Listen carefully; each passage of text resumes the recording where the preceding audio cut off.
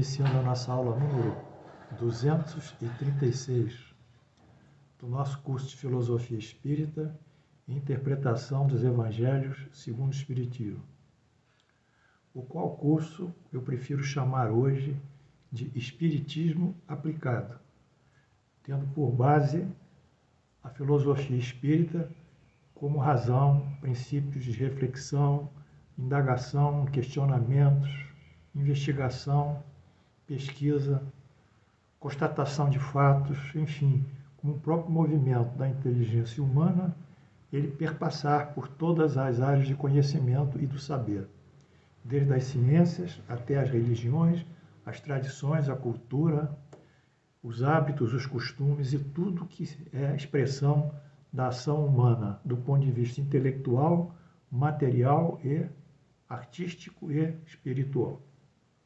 Esse é o nosso grande desafio aqui no nosso curso e que nós vamos caminhando nesse sentido. Amados alunos, na aula anterior nós começamos a estudar o evento de Abrão, que está ainda no livro Gênesis, que é o primeiro livro mosaico. E vimos que se com Abraão, ou eu prefiro chamar pai Abraão, inicia-se o patriarcalismo. Quer dizer, que é um regime de governo calcado num único homem que tem uma ascendência moral, uma ascendência de liderança, de comando sobre um determinado grupo social.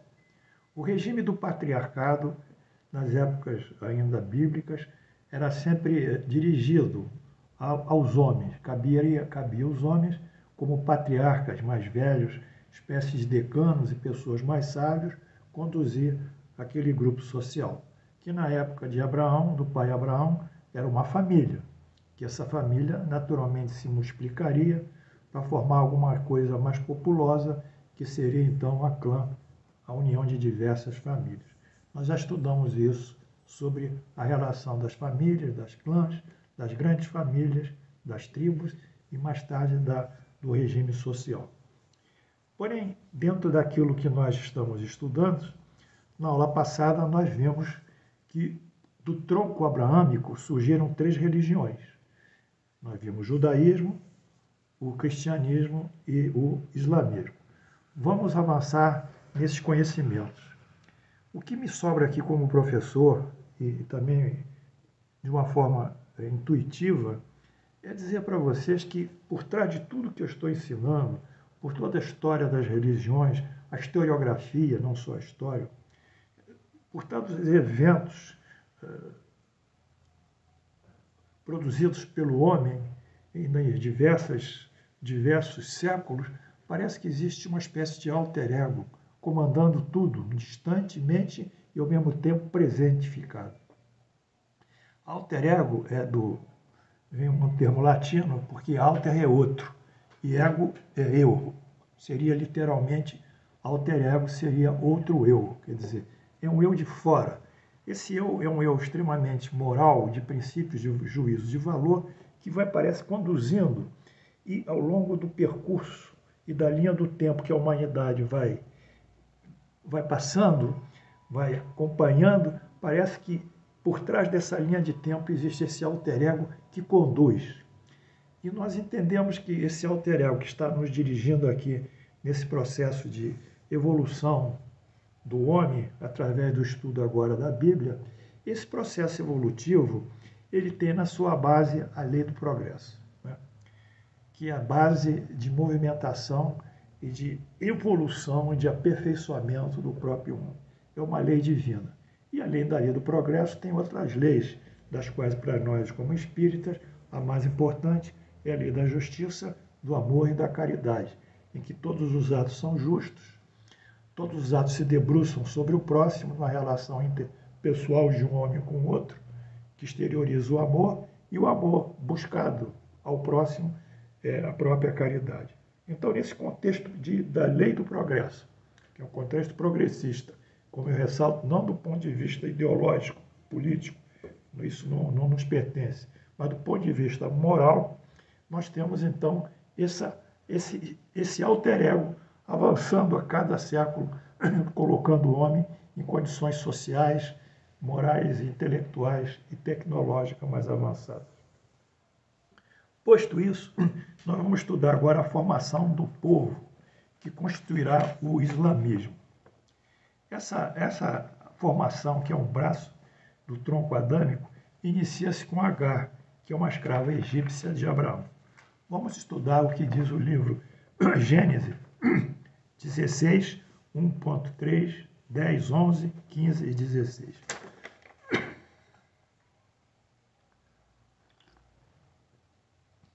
Ora, Sara, mulher de Abraão, não lhe dava filhos, tendo, porém, uma serva egípcia de nome Agar. Disse Sara a Abraão: eis que o Senhor tem me impedido de dar a ti filhos. Toma, pois, minha serva, e assim me edificarei com filhos por meio dela. E Abraão concordou com o conselho de Sara.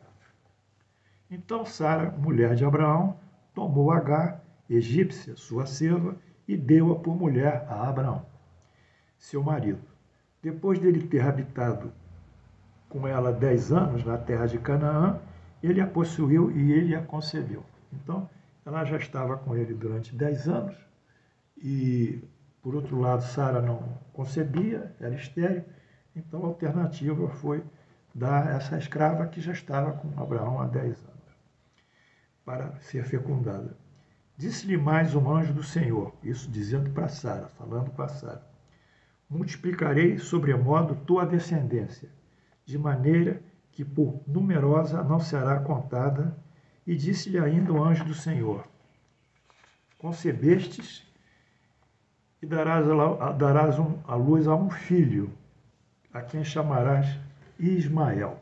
Então, esse é o diálogo de Abraão com Agar, não com Sara. E a filha de Sara, de Agar, será chamado Ismael. Agar deu à luz ao filho de Abraão, e Abraão, seu filho, lhe dera Agar, chamou-lhe Ismael. Ismael, etimologicamente, é Deus hoje, quer dizer, hoje Deus, hoje Deus. Quer dizer, como uma misericórdia divina descendo sobre Abraão e gerando o seu filho. Vamos ver aqui o texto contido em Gênesis 17.20. Quanto a Ismael, eu te ouvi. Deus fala agora com Agar, a mãe, escrava egípcia. Abençoá-lo-ei, falo-ei fecundo, e multiplicarei extraordinariamente sua geração. Gerará 12 príncipes, e dele farei uma grande nação. Então, esses discursos de Deus, nesse alter ego aqui, simbólico, eles dizem que a prole de Sara, de Agar, será muito numerosa. E, além disso, terá a bênção de Deus e, além disso, gerará uma grande nação. Então, essa é a promessa de Deus frente a Agar, a egípcia. Bom, e que nação será essa, amados alunos? Que nação será essa? Que nação será essa, a nação de Ismael? A nação de Ismael. Maomé, o fundador do islamismo, 570 e 580 depois de Cristo. Então, 570 e poucos anos depois de Cristo, é fundado o islamismo, tá? Depois do Cristo. Maomé, como líder religioso, adota o monoteísmo e cujo Deus, na sua língua, é chamado Alá. Abraão é considerado um dos patriarcas islâmicos, em razão de quê? Do seu tronco ter gerado quem? Ismael. E quem é Ismael, segundo Maomé? Ismael será o pai dos árabes, pois Maomé ensina aos árabes dele descenderem. Então, a própria construção religiosa do islamismo tem como grande patriarca Abraão. Por quê? Porque ele gerou Ismael. Ismael é citado como Abraão no próprio livro sagrado do Islã, que é o Alcorão. É interessante isso, né? A gente descobrir essas coisas, né? A posteridade de Abraão fica assim formada por judeus, cristãos e islâmicos. É aquele grande posteridade que nas aulas anteriores eu tenho repetido que será tão numerosa quanto as estrelas do céu ou quanto os grãos de areia da praia. É o pai Abraão, que Jesus também chamava ele de pai Abraão nos evangelhos. E nós reverenciamos o pai Abraão por tudo, por tudo. Ele formou, então, as seguintes religiões, como nós dissemos. Judeus. Hoje nós temos 13, mais ou menos, esses dados são de 2019, de uma estatística que eu peguei, mas pode ser aproximadamente. Hoje nós temos 13 milhões de judeus. Cristãos são 2 bilhões e 300 milhões. 2 bilhões e 300 milhões. Islâmicos, 1 bilhão e 600 milhões. Portanto, considerando a população da Terra em torno de 7 bilhões e 500 milhões, nós somando o total de judeus, cristãos, islâmicos, que vai a 3 bilhões e 13 milhões, nós vamos ter uma população de 52% da Terra é formada de descendentes do pai Abraão. Isso eu estou contando de história, mas eu estou contando uma história que são mais ou menos 3, 4, 5 mil anos antes do Cristo, esses textos aqui. E hoje nós estamos, no ano 2021. Portanto, completa-se a promessa de Deus, que o pai Abraão teria uma prole numerosa e seria o pai de muitas nações. 52% da população da Terra tem a sua origem no pai Abraão. Bem, eu acho que nós estamos esclarecendo muita coisa para vocês, dessa unidade, e o nosso desejo maior como espíritas e homens que propõem sempre o sentido da união e da fraternidade é um dia ver essas 3 grandes religiões, cristianismo, judaísmo e islamismo, eles se unirem em torno dos seus artigos de fé comum ou dos seus princípios religiosos comuns, porque todos têm princípios religiosos comuns. Todas essas 3 religiões acreditam em Deus, são monoteístas. Acreditam na vida espiritual, acreditam na justiça divina,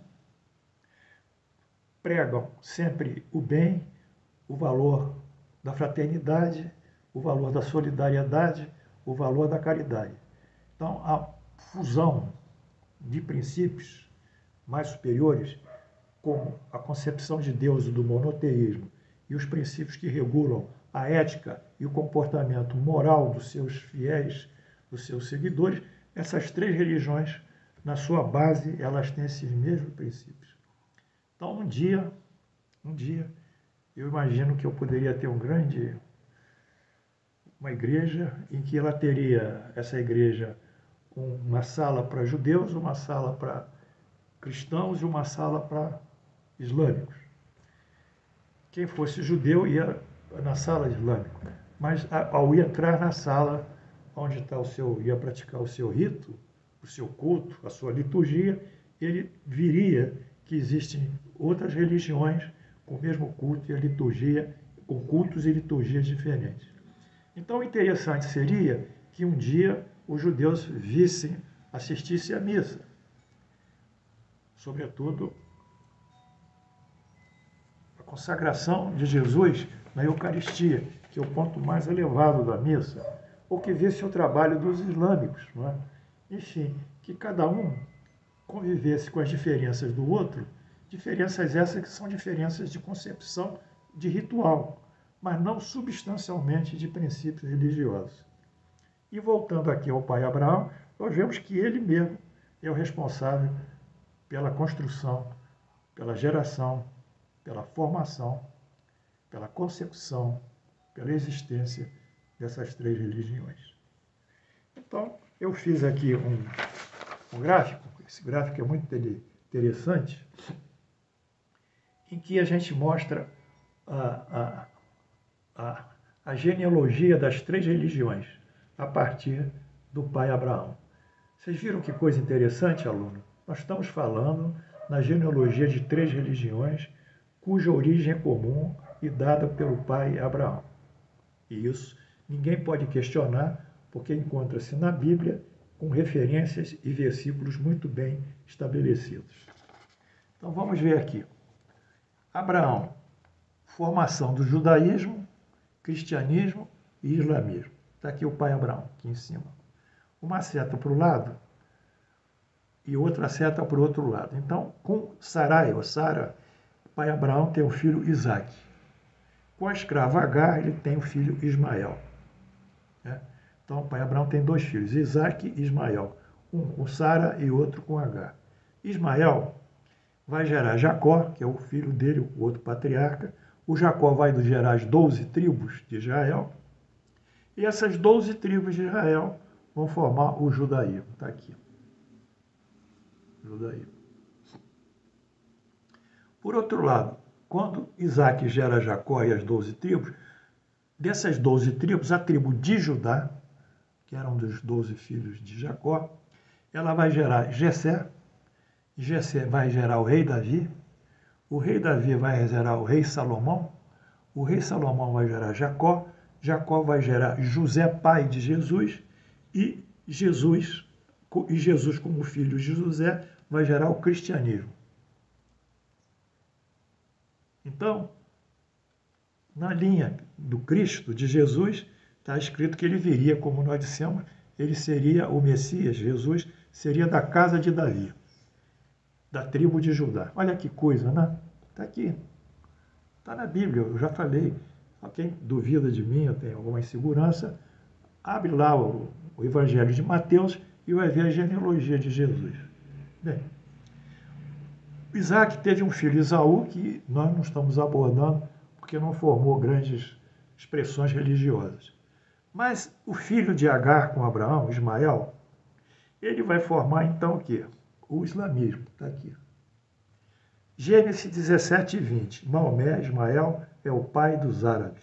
Está aqui em Gênesis 17 e 20, dizendo que, segundo Maomé, Ismael é o pai dos árabes. Então, através do pai Abraão se formou essa genealogia extraordinária, dando por síntese a formação do judaísmo, do cristianismo e do islamismo.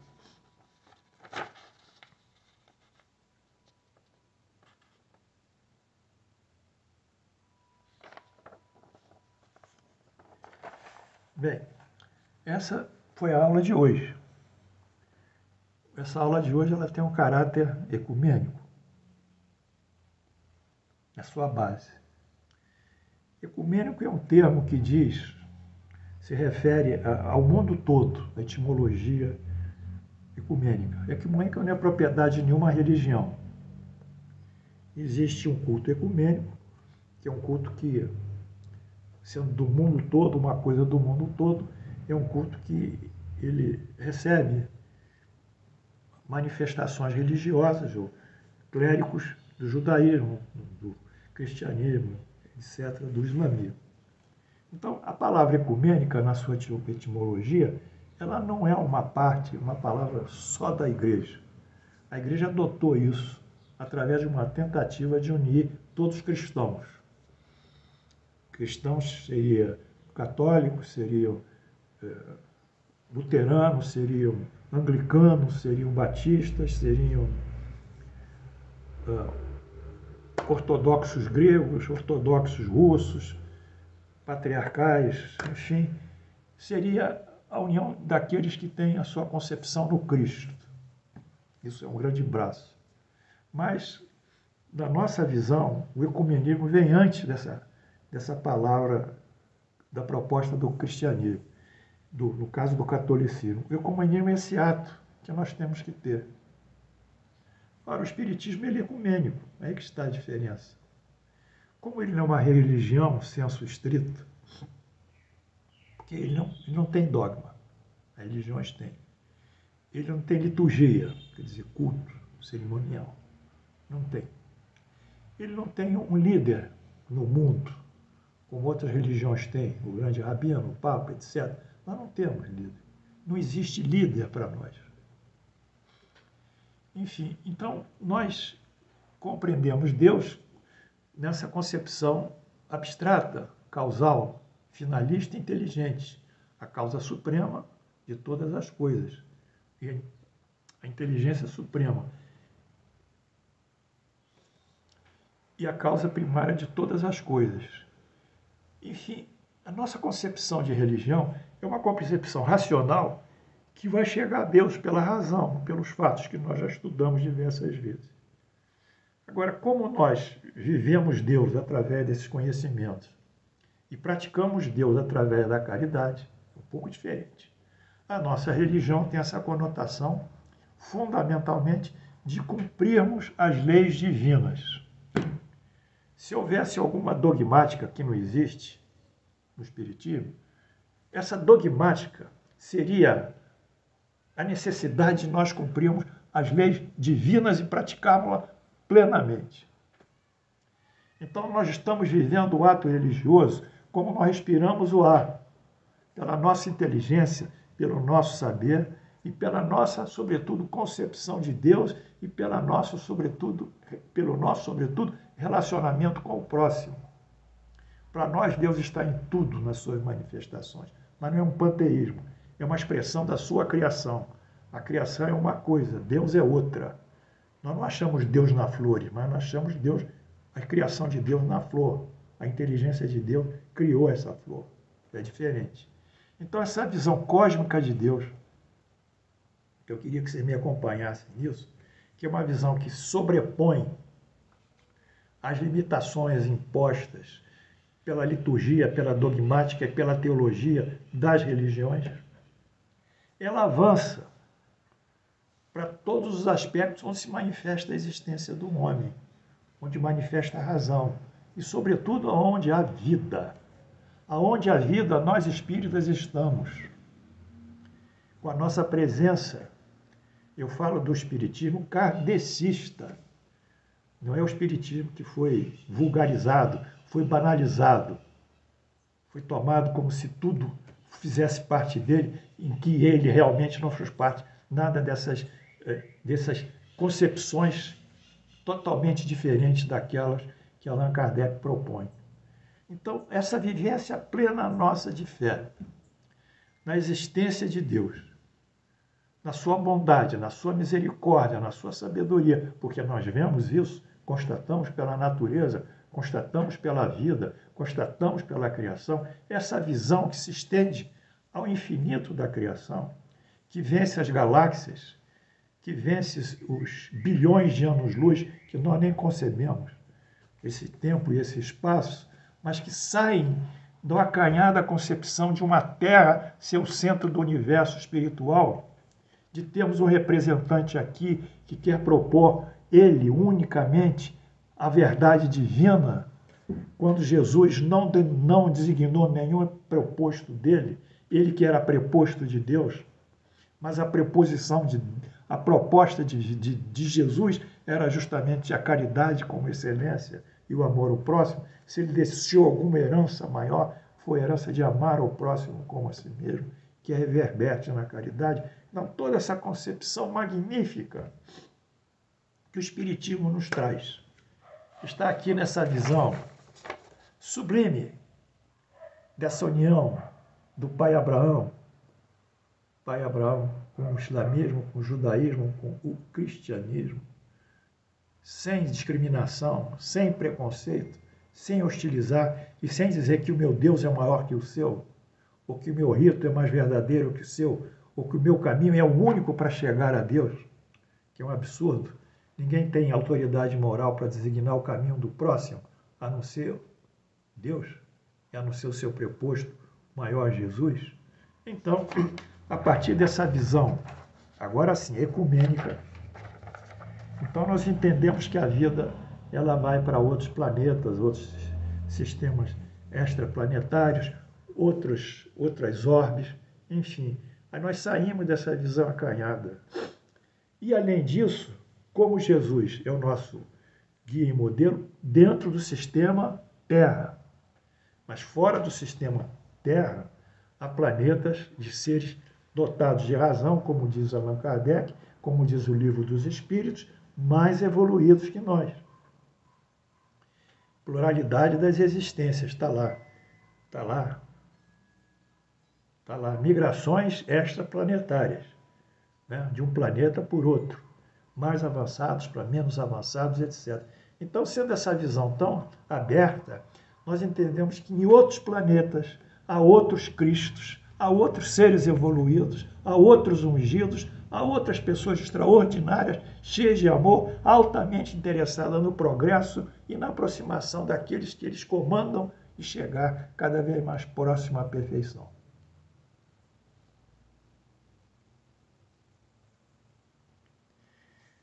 Era isso que nós queríamos dizer a vocês hoje. Amanhã nós voltamos. Que Deus nos abençoe.